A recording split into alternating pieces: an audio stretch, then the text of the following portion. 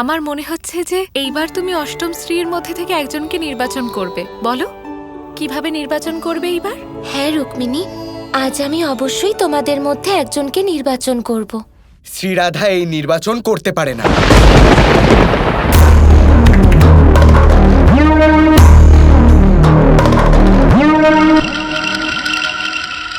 কারণ উনি কোনোভাবেই এই নির্বাচন করার যোগ্যই নয়।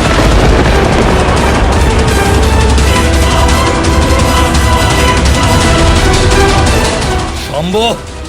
তোমার সাহস কি করে হলো রাধার ব্যাপারে এই কথা বলার? ক্ষমা করবেন তাতশ্রী, কিন্তু যদি আজ আমি সত্য কথা না বলি তাহলে ভরা সভায় অষ্টভার্যার সাথে অন্যায় হতে পারে। শাম্ব, সর্বপ্রথম নিজের কথা তুমি ফিরিয়ে নাও, কারণ অষ্টম স্ত্রীদের মধ্যে আমিও একজন, আর আমি তোমার কথার সাথে বিন্দুমাত্র সহমত নই। আপনি হয়তো এই কথায় নাও সহমত হতে পারেন, কিন্তু বাকি 7 জন রানী এই কথার সাথে সহমত হয়েছেন যে অশ্বমেধ যজ্ঞে শ্রীকৃষ্ণের সাথে কোন রানী বসবেন তা নির্বাচন তারা স্বয়ং নিজেদের ভাবনা চিন্তা দ্বারা করতে চান।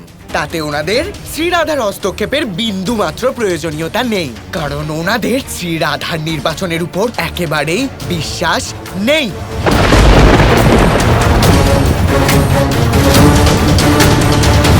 আপনারা সবাই চুপ আছেন কেন? তাহলে কি আপনারা শাম্বের কথার সাথে সহমত? সবার নীরবতা এটা বলে দিচ্ছে যে আপনারা সবাই শাম্বের সাথে সহমত।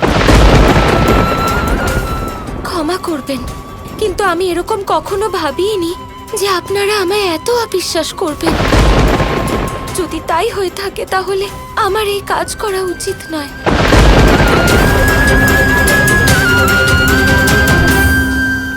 রাধাকৃষ্ণকে কতটা আঘাত পেতে হলো। শাম্ব এ কেমন অভিযোগ করলো রাধার নামে? শুধু শাম্বই নয় দেবী, অষ্টভার্যার মনের মধ্যেও দেবী রাধাকে নিয়ে অবিশ্বাস উৎপন্ন হয়েছে। এই নির্বাচন প্রক্রিয়াতে দেবী রাধাকে কত কিছু সহ্য করতে হচ্ছে, আর এটা আমার আরাধ্য শ্রীকৃষ্ণকে কত যন্ত্রণা দিচ্ছে। আমি ভেবেও দেখিনি যে এই অশ্বমেধ যজ্ঞের জন্য রাধাকৃষ্ণকে এত দুঃখ সহ্য করতে হবে, কিন্তু সৃষ্টির কল্যাণের জন্য এনারা হাসি মুখে সকল দুঃখ সহ্য করেছেন। এই সত্য এই মুহূর্তে সবার সামনে চলে আসবে। আমি অষ্টভার্যার কাছে অনুরোধ করছি যে রাধার নির্বাচন প্রক্রিয়াতে আপনাদের আপত্তি থাকলে দয়া করে সামনে আসুন।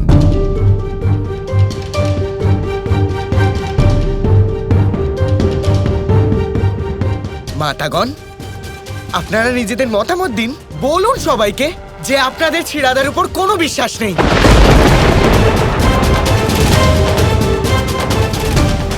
ঠিক আছে, তার মানে আপনাদের মধ্যে সাহসটাই নেই।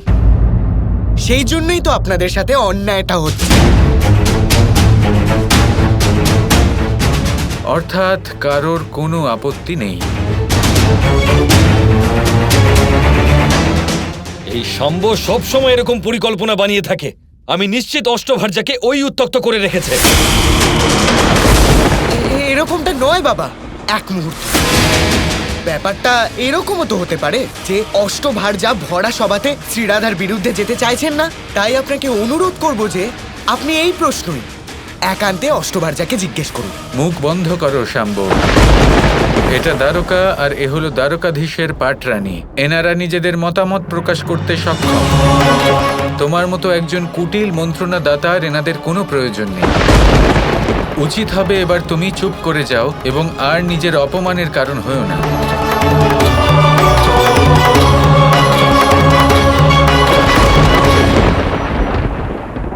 আমি শাম্বের কথায় কিছুই মনে করিনি, কিন্তু আমি কখনোই চাই না যে আপনাদের মধ্যে কেউ অসন্তুষ্ট থাকুন।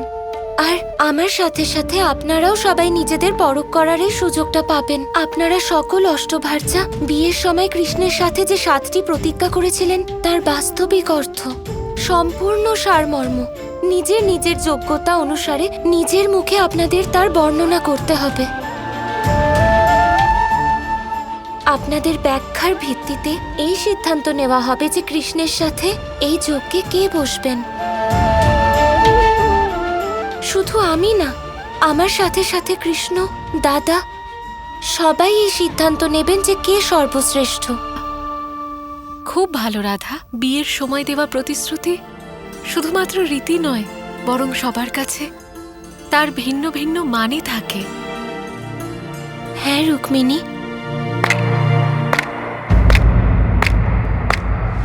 অতি উত্তম, ভালো, খুবই ভালো। অন্তত এইবার তো দ্বারকাধীশের স্ত্রীদের নির্বাচন করার ক্ষমতা দেওয়া হচ্ছে। তা না হলে এখানে তো সবসময় স্ত্রীর থেকেও বেশি প্রেমিকাকে গুরুত্ব দেওয়া হয়ে থাকে।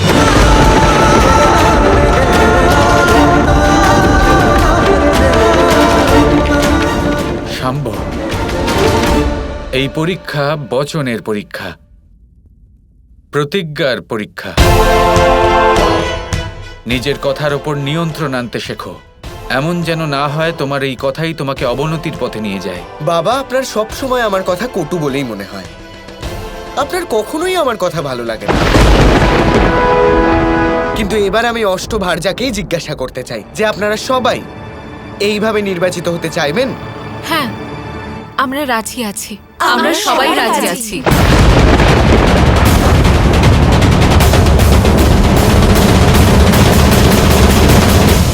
যদি সকলের এই ইচ্ছাই থাকে, আপনারা যদি এটাই চেয়ে থাকেন, তাহলে নির্বাচন এর ভিত্তিতেই হবে।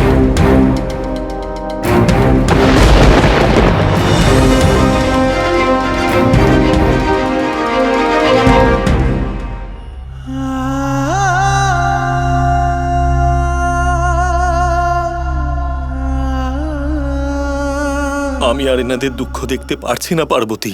হ্যাঁ মহাদেব, আপনি ঠিক বলেছেন, কিন্তু এখন আর কিছু করাও যাবে না। যজ্ঞের প্রক্রিয়া শুরু হয়ে গেছে।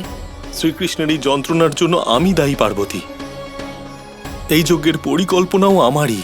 সেই জন্য এইবার নিজের আরাধ্যের দুঃখ দূর করার দায়িত্ব আমার।